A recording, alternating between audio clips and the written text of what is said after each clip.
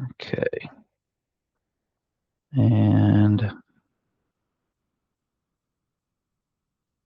all right, we got there. Everybody has been admitted that's trying to get in right now. All right, get started with, I want to show a new report that the pricing tool, we rolled this out about 2 months ago, maybe. If you've seen the demo of this and prior to 2 months ago, you probably have not seen this then. This is a report we call a price-driven sales report. It's basically capturing and showing you what revenues were generated by adjusting the prices. And so you had sales that happened by adjusting the prices, and this is accessible from the hamburger menu by going to price-driven sales report right here. I've already brought this one up. I brought it up for the January 1st through March 31st, so a 90-day period. And we can see in that 90-day period, there were 327 parts that were repriced higher that were subsequently sold. And so those prices moved from what was originally an $88,000 price point to $100,906. This is a real live example too, guys. It moved from 88,000 to 100,000. So basically a $12,000 increase in price. And they ultimately sold. So we made this yard an additional $12,000. They actually sold them for $13,900. They sold a little above asking price there. And so made them an additional $13,900 in that 90-day period.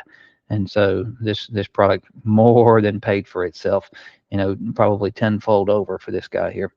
And then you got the breakdown of which part types, what the original prices were, what the new price was, what was the average price increase, and then the total that was captured. So you can kind of see what's going on there, total quantity of what's happening. It's all summed at the bottom there also.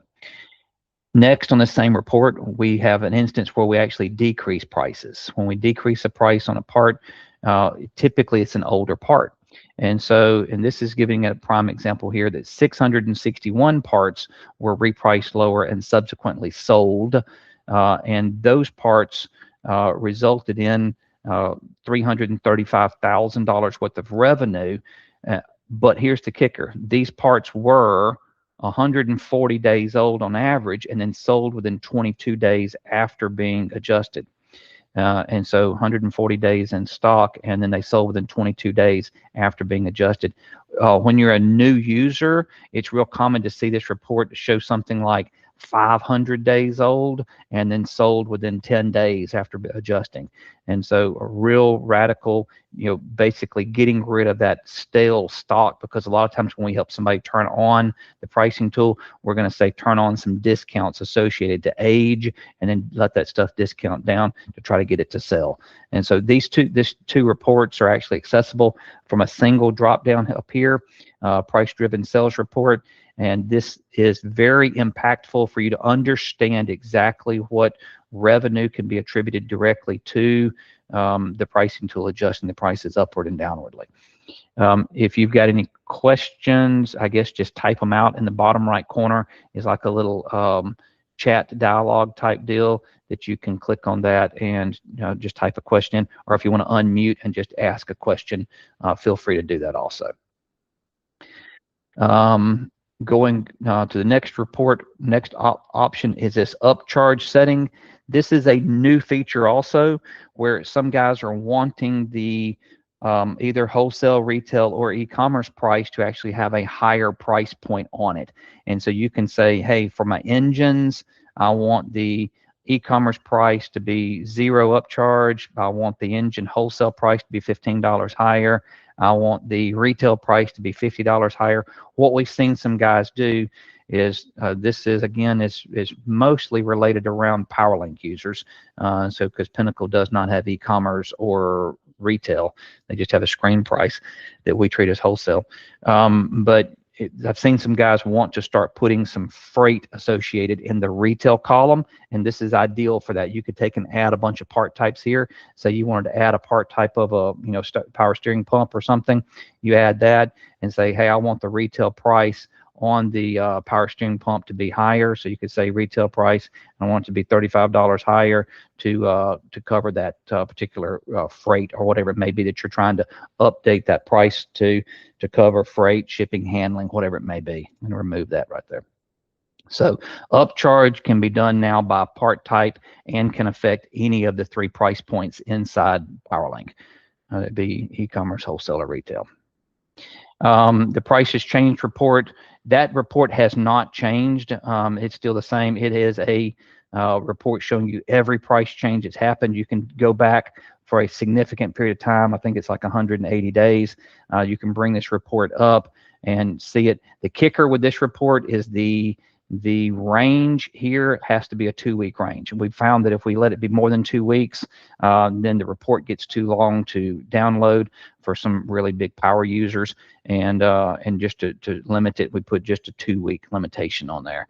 And so, but it goes back a really long time. But you can put that beginning date and ending date in there, update the results, download that to a CSV or Excel file, and then crunch those numbers however you want to right there. So you've definitely got that right there. And then reprice by location or stock number. This has a few new features here. Let's just choose a few things here. Here is the new feature. And so right here, you can say store one in the categories you want to look at. Historically, you've always had to put in either a beginning and ending location or a beginning and ending stock number before you could actually bring that up. Now you can bring up a part type. And so you could say, I want to look at my engines that are in store, store one category UIW, apply that, and it will bring up just the engines that are in that storing category combination. And so again, live demo, you always have to wait for something to calculate. I think it's probably a huge query. Also, we've added this filter here to say filter to only show parts with a 0 price. And so we had some guys that were onboarding. There we go. It just updated there. And so let me finish talking about this filter right here. And so we had some guys that were onboarding and wanted to reprice some engines very quickly before they actually spent the time to activate the part type. They just wanted to price their engines that were priced at 0. And so we gave this ability here with this filter to actually say, just show me the ones that are priced at 0, and then let me apply a 100%, so that'd be a 0 reduction of the recommended price. And then I could turn around and apply that setting.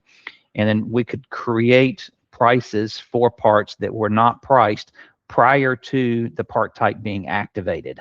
And so it let us push those prices in without them actually having to activate the part type.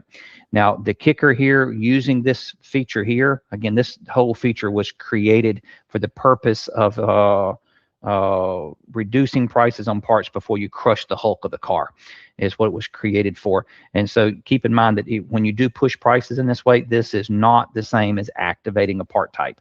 This is a one-time, one and done. It's still stagnant after it makes this price change type scenario. And once you push these prices into your Powerlink or Pinnacle or Checkmate by clicking this push prices into IMS button here, those parts then appear in this discounted by location or stock number section down below. And so those prices would appear there to show, hey, I've pushed those prices in. They are discounted down, and they are, remove them. You can, if you wanted to remove those prices, you can just click the red X right there to remove those prices. Again, these are considered custom prices, and they are static when they're pushed in that way. So these prices would not automatically adjust based on trends and market conditions. And so just make you aware of that.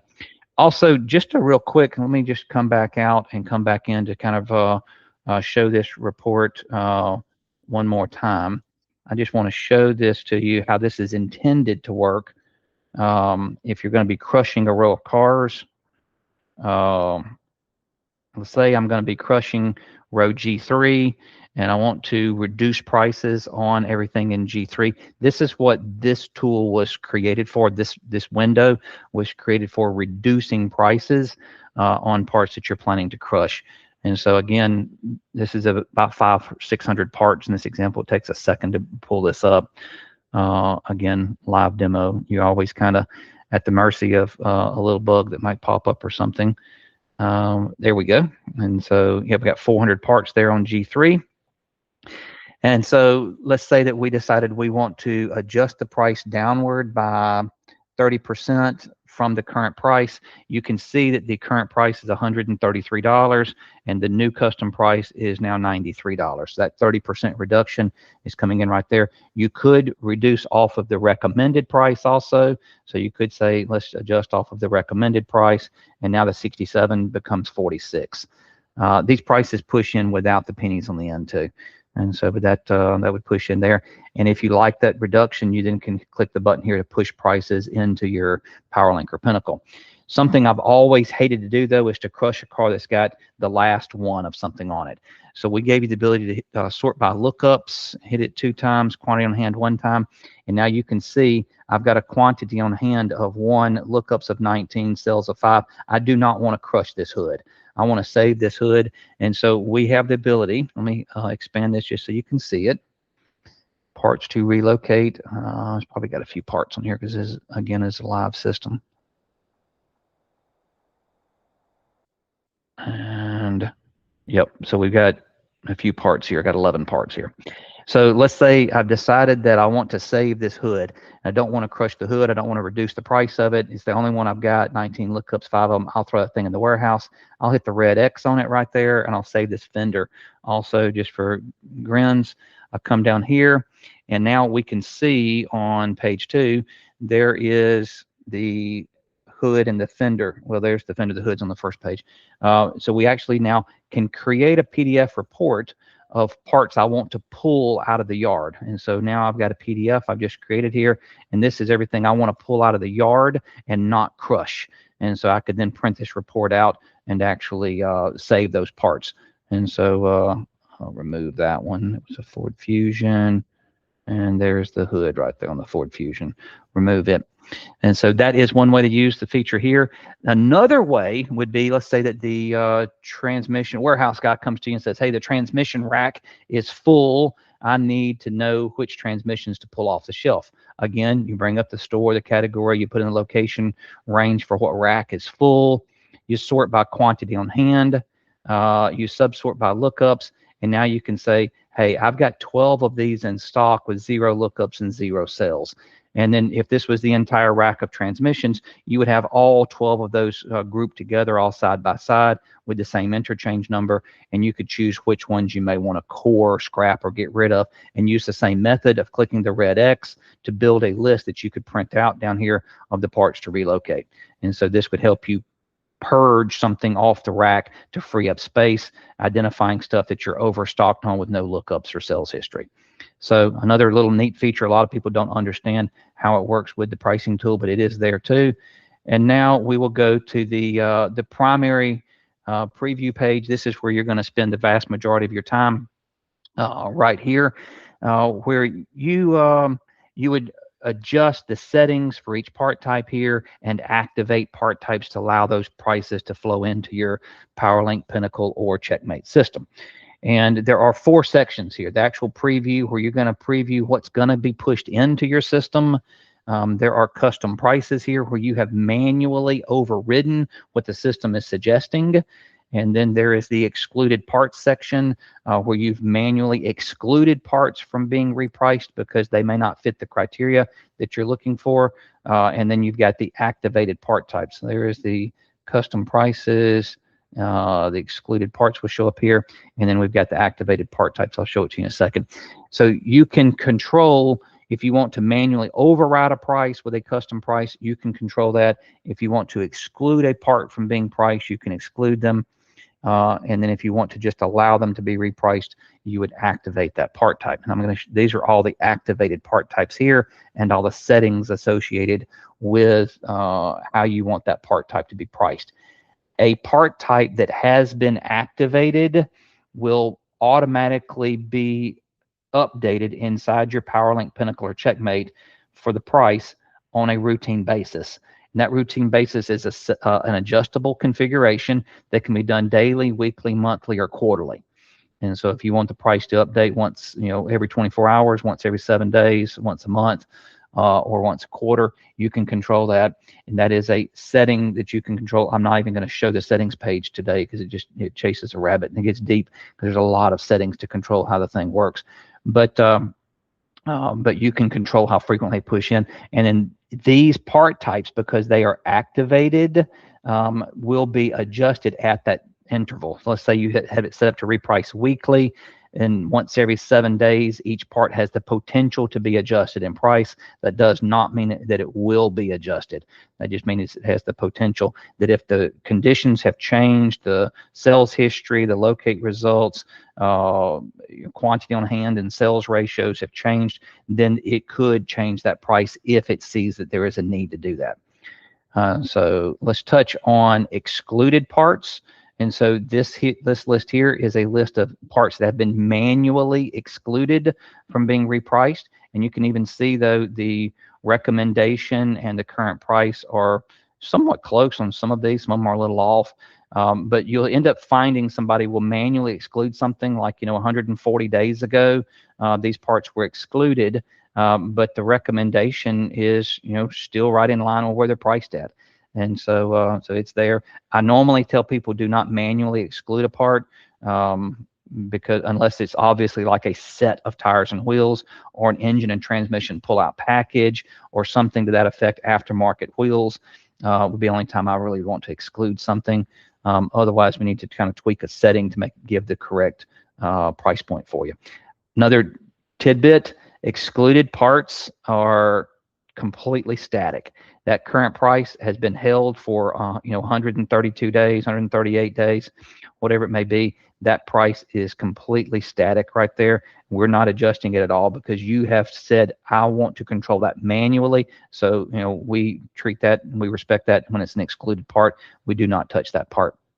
Now, you can also automatically exclude parts from being priced. And so this setting here, we kind of call our bad words. And so there's the little edit bad words button right there.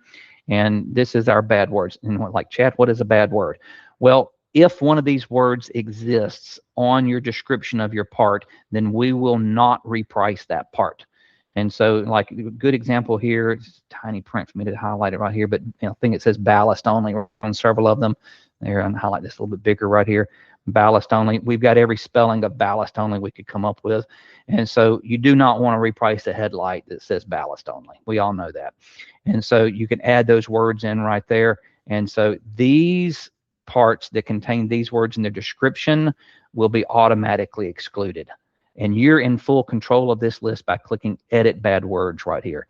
But you could add or remove whatever words you wanted to from this list, exactly how you want to do that. And so those parts would not be repriced. Okay. A custom price would be something to the effect of, another example would be an engine transmission pull-out package, and it's like, this is a unique deal. I want to put a custom price on it. You can click, when you're looking at a part type, you can click the pen and pad icon beside it, put a custom price in, then click the green icon beside it to save it, and that saves that custom price to that part. And then that price becomes static at that point. And so whatever you put in as a custom price, it will hold indefinitely and not make any changes. Even though the recommendations may shift a little bit, it's still going to hold those prices a little bit longer. There's a good example right here. This has got a $500 custom price on it right here. We're recommending $342 for it. And so you can see there, that sucker's been priced at $500 for 507 days. And I normally say, do not assign custom prices. Let the system run the way it's designed to. It's going to keep you in line with market conditions. When you start putting custom prices on something, you're probably going to end up not selling it. And this is a good example where this, over the last 2 years, actually you can see this has been in stock for 1,700 days. This part has come down in value significantly, but it's still priced at the $500 price point. And so just kind of make you aware of that. You want to steer away from custom prices if possible. Okay, this is the primary section that you would use right here. And so we wanted to bring up a part type. Just say, I always like to do cheap stuff, alternator. You could type in the word alternator and find it, or if you know the 3-digit Hollander part type number, 601, you could just type in 601 also. And so I'm a previous Powerlink guy. Everybody knows that. My yard was Powerlink. And so when I created this system, it was created, using Powerlink as the backdrop where everything works. So a lot of features here are all related to Powerlink type questions and configurations. So I typed in 601. I brought the alternator up. Now, this particular example, this part type is already activated. Truthfully, every part type on this system is activated for this user I'm using for a demo right here. He's been a user for a long time. He recently cored out all of his alternators. Let's go find some other part type to use. So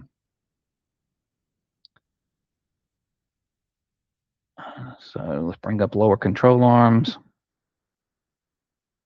Again, that's going to be a big, lots of them, probably. He's deleted those out too. Let's find something else. He may do knees.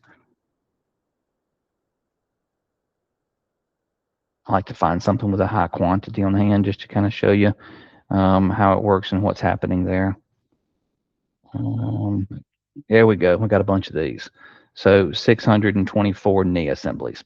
All right, so I brought up knees, and I just want to walk through how the tool would work if you wanted to price your knees. This is a good example. They're not even activated here. So we could walk through this whole process here. So knee assembly is not activated, and we could say, we can now configure the settings as to how we want the knee assemblies to be priced.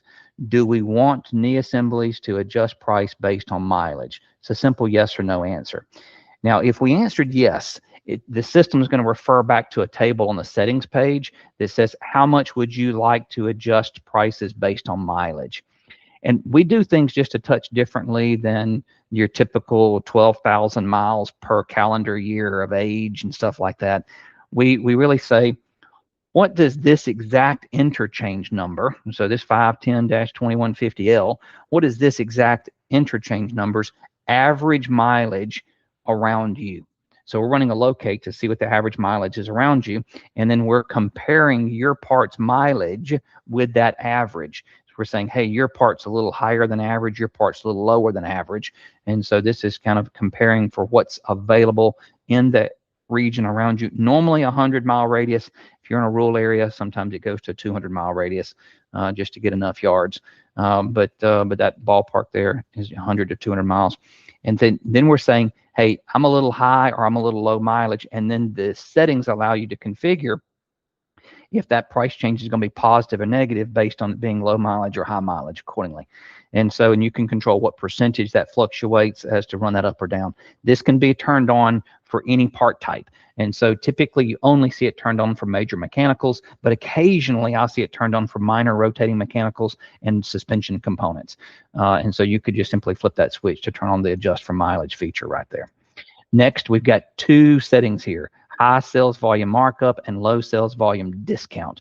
And these two settings here are looking at the ratio between your sales and your quantity on hand. And so you get to a scenario where you're out of whack, quantity on hand compared to sales, or vice versa. You're either going to run the price up or down. And so in this example here, I'm probably a little too high priced. I want to run them down a little bit because I've got too many in stock. How much do I want to run them down whenever they're not selling? And let's just say I wanted to run them down by 15% when they're not selling. But if they're selling super fast, I may want to run them up by 10%. Okay, I make those two changes there. I click save, and the system is then going to recalculate all of these prices down below to give us some different recommendations based on that setting I just put in place. Hey, it's not selling. I'm going to reduce it down. It is selling too much. I'm going to run it up. That example there that was at 125, 7-to-1 ratio, it was at 125 recommended price. Now it's at 106 because we now engage that deduction of 15%, which is a $19 reduction for low sales volume. So we're saying, hey, we ran a locate, we looked at sales history, we kind of said this is about $125 part. But then we said, hey, it's not selling for you. We want to reduce this interchange number down, and we want to create a standard price of $106 for this exact interchange number. So this would be a standard B price for Pinnacle, standard wholesale for a Powerlink guy. And then uniquely, if we turned on an age discount, mileage adjustment, or damage adjustment, we could have that further adjust this price and actually get that price up or down a little higher or lower based on that. But here you can see what I wanted to point out to you is this low sales volume adjustment where we're running that price down. that is directly related to this 15% reduction that I put in right here, low sales volume discount. And that when we push that standard price into your system also, that standard price would go in as 106, and then the unique price would go in as 106 also. Again, anybody's got a question, type it out on the bottom right corner, or unmute and just jump in and say, I've got a question. I'll be glad to show it to you. Okay, next setting, we've done the mileage and markups and discounts there. Part type adjustment. Maybe you don't agree with what the system is recommending. Maybe you have an overstock situation. You want to mark everything down because you're going to clear a rack out to move some small part out and move major mechanicals in its spot. You may want to run a sale and say, I want this part type to be 20% lower than recommended in order to get it to all sell. Maybe it's wintertime and you want to jack your prices up because you've got snow on the ground and I don't want to go pull a part type. I want a 50% increase because I don't want to go pull it. So you can control that right here under the part type adjustment. Again, you make the change, you hit save, boom, the prices go in tonight. And so each night the prices get adjusted based on how you change settings. Next is a feature that says do not raise prices on parts older than X days old. The idea here is you have a finite life expectancy of the part on the property before it's going to get either cored out or crushed. And so you may say, I do not want this part type to follow market trends upward if the part is aging. And we know the part's aging by its days in stock. And we say, hey, don't follow the market trends upward there. Let it stay where it is or let it go down. This creates a downward ratcheting effect that only kicks in when a part type reaches a certain age. And so this would help you, keep your prices a touch lower as that part gets closer to being crushed or cored out. We've seen a lot of guys use this at the 180 days or 1 year mark, especially on small parts. Big parts we typically see, 2 years or even not used at all for that feature right there. Next, we've got a price deviation stop limit. The idea here is you could prevent the system from making a price change if the price change exceeds a predetermined limit. Let's say that we had a $50 limit in here. The system can make a price change that's up to $49 different from where it currently is, but it could not make one $50 or higher. It would create a scenario where you have to authorize that deviation before it would push into your Powerlink, Pinnacle, or Checkmate system. And so this can be set on a dollar figure or a percentage, and you simply choose the dollar amount, and then it pops up and it says deviation dollar limit. And so you could put in $40 or whatever. We click save, and then now you would activate that feature that would make you have to authorize that deviation before it pushed in. So say you were, just getting ready to turn your engines on and you did not want to let it make radical changes to your engines, you could actually turn this feature on, save the feature before you even activate the part type. So this would prevent bigger changes from occurring on stuff that you may have radically priced incorrectly. And so you got it way too high or way too low. It would prevent those changes from going in automatically, and you would have to manually authorize those. Those can manually be authorized from this section down here or through the final desktop review. So there is a final desktop review right there that shows you everything that you have to review before the prices get pushed into your Powerlink, Pinnacle, or Checkmate system. And so we normally tell people not to turn this on unless it's a major part type. Do not turn it on for a small one because there's no need to have to fight and worry with adjusting prices on smaller parts. Just let them fluctuate a little bit here and there. But that is there if you wanted to do that for your majors. Next, we've got adjustments based on grade or condition code. Those that are Checkmate or Pinnacle, condition code is a Powerlink term. It just stands for hours of damage, basically. So we can say we want to adjust prices based on A, B, or C grade, or based on hours of damage. And you have to choose one or the other. Let's choose grade to start with. And so then we could say, hey, I want a premium for my A grade parts. Again, we're only worrying with this part type here. So we're only talking about knees right now. And so I want to run my knees up if they're an A grade by X percentage. And I want to run them down if they're B or C grade by, Y and Z percentage. And so you can control those separately for A, B, and C grade. Now, I have run across some yards that do not have their parts graded. And so if you don't have a part graded, we can't apply a discount or premium based on the grade. And so I always tell everybody, get your parts graded and turn on that feature of automatically assigning grades today. So when you do get ready to bring on to the pricing tool, you'll have grades in place. And so A, B, and C grades. The grade function was created for wheels, hubcaps, headlights, and taillights, but it works for any part type. I've got some guys that fluctuate door prices based on grade, simply because they prefer a percentage deviation for A, B, and C grade compared to a dollar deviation, which is the way the system is written for hours of damage. That being said, I'm going to turn grade off to not used, and now I'm going to go to condition code, which is hours of damage. Here, you've got 8 different settings based on how much damage this part may have on it. Now, again, we're talking about a knee, so nothing's going to have hours of damage on it, but we are looking at the damage column here, and so how many hours of damage that part may have on it. Now, we are reading the ARA damage code 1, ARA damage code 2, the condition code field, and we're reading the description or conditions and options of the part, looking for ARA codes in that conditions and options. If we find damage codes in any of those 3 sections, we will relay them back and compile them right here in this damage column right here. And so so we can catch damage codes anywhere. Now, if you do not have standardized ARA damage codes, we will not be able to reduce prices based on damage codes. And so just kind of keep that in mind. Again, if you're not standardized on the way that you're documenting damage, you may want to go ahead and standardize your method so you'd be prepared for how we can discount for damage. Damage can be discounted by a specific dollar amount that correlates to a specific amount of damage. So for 1 hour of damage, you may say $50, but for 4 hours of damage, you may say $500. And so you could have different dollar amounts you put in for each amount of damage. And again, this is part type specific. So we could have fenders, doors, and deck lids. All 3 could have different settings on how it discounts for damage there. And so just be aware of that. We also look for AAA in the notes. If you've got a AAA part, we can have a premium applied to that part to run that price up. And so that is a feature there to run prices up for absolute perfect parts. So we're looking for AAA parts. I'm going to turn this back to off, not used. And so we've been through mileage, high sales markup, low sales discount, part type adjustment, don't raise prices on older parts, price deviation stop limit, grade, hours of damage, and here's a new feature. Prevent price drop within current 4 model years. So it's 2026 right now. So you're basically saying if it's a 2022 to 2026, don't allow the price to go down for this particular part type. This is really beneficial for a mechanical part. A lot of guys will buy ultra late model vehicle to sell the sheet metal off of it. They know that the mechanicals are going to sit on the shelf for 4 years before they run out of warranty and they start selling. So you could engage this feature that says don't allow prices to come down if it's a current 4 model years.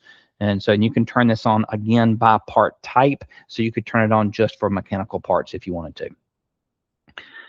So that feature there is a new feature. This was added probably about a month ago.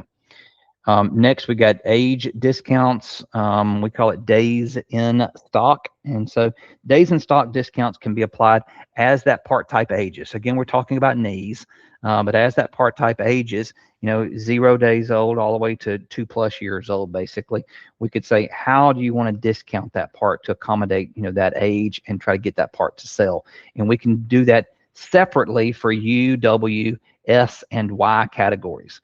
And so Powerlink is not going to use W, Pinnacle is not going to use S, and so we kind of accommodate everybody here. But you can choose a discount and say, I want to do a 5% discount or whatever it may be. And then as it gets a little bit older, I want to do a 10% discount. And so you could apply that. So let's just do this. And let's just do like a 2% here. Notice they all went to 2%. Let's do a 5% here. Everything below it went to 5%. We get to a year, we'll go to 20%. And just trying to get that to go, and then it stays at 20%. So you can see there that we're saying, give it a little discount, a little more discount, and then really get aggressive with it. This is assigned by category. So you could say one that's in the warehouse, one that's unbolted, one that's in the yard could be discounted differently. Then we had a yard call in and say, hey, I'm curious about running a price up whenever the part is brand new and out in the yard. It's supposed to be it's an engine and it's out in the yard. I want to run that price up because it has not been dismantled yet. We actually can do a negative discount, and that is a premium that runs that price up while it's in the wrong category. So that Y code in the yard, or I or D, if you're a Pinnacle guy, Y, I, and D would all then have a upcharge associated with it because it's in the wrong category until it gets dismantled and goes into the correct category for you. And then it would go back to a 0 discount. So you could run prices up until it's dismantled and they automatically drop down. So pretty cool feature there. Next, we got minimum prices. Minimum prices can be assigned by category, and again, for each part type uniquely. And so if you wanted your minimum price of an engine in the yard to be one thing, but an engine in the warehouse to be something different, you could actually do that. And so those minimum prices are a hard floor, with the exception of this feature here that says do not raise prices on parts older than X days old. If you turn a part type on and you've got a price that is old, and you have this feature here turned on that says do not raise prices, this overrides your minimum prices. And so we always tell everybody, hey, you put a minimum in there of $50, but you have an old part that's priced at $35, it's going to stay at $35. This is our number one setting. This is our number 2 setting. And so number 2, most important. In other words, we will not let it drop below that minimum unless it's an older part. And so just kind of keep that in mind. And so those can be set uniquely for each category. Once you get the settings the way you think you want them to be, again, you would click Save.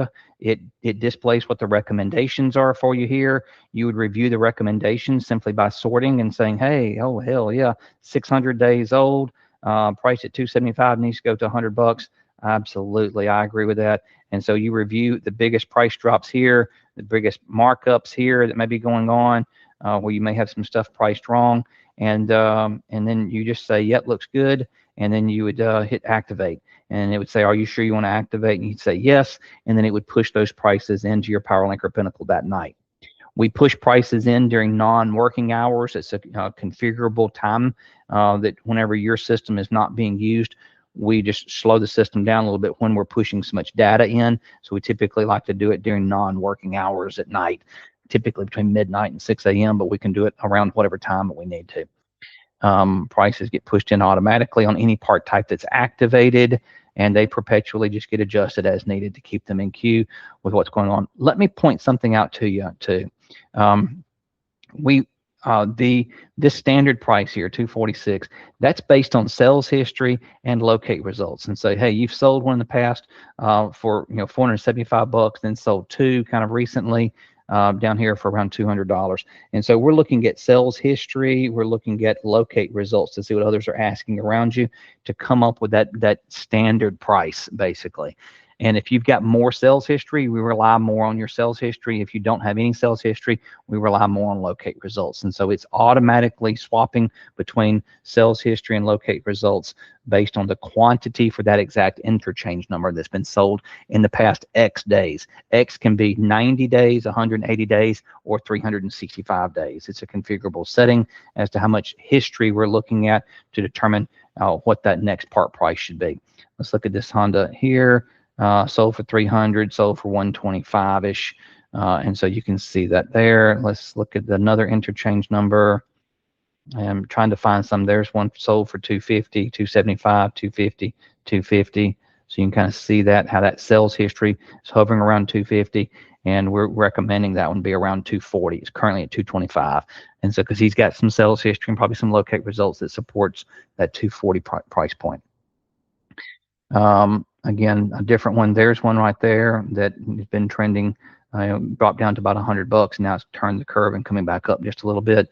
But that one there on that Dodge, 129. And so again, supply and demand makes a difference. Locate results, sales history, all gets played into account there as to how it's working. And again, anything you're interested in, you click the details page, and it just shows you how that calculation is being done, shows you all the sales trends and everything associated with that particular part. Yeah, and so there's a lot more to show in the settings we would do in a one-on-one or during an install. I wanted this to kind of be a high level, show you how the tool works and some of those newer reports and new features. Oh, this is something else I forgot to show you too. You now can export changes to Excel. Some people wanted to crunch some numbers, and so you actually now can click that. It downloads a report and shows you all the details associated with that particular part, a part type, and all the parts under it, how the math is calculated, and everything is all there. And it's just lots and lots of data. And so if you really wanted to geek out on it and look at some of the details, you can download that and look at the details associated with it. Yep. Any questions? Because I'm kind of wrapping up now. If there's anybody's got any questions, I'll be glad to answer anything. You can use the little chat window down at the bottom right corner to write a comment in there. Or if you wanted to unmute, we could hear you, you could unmute also.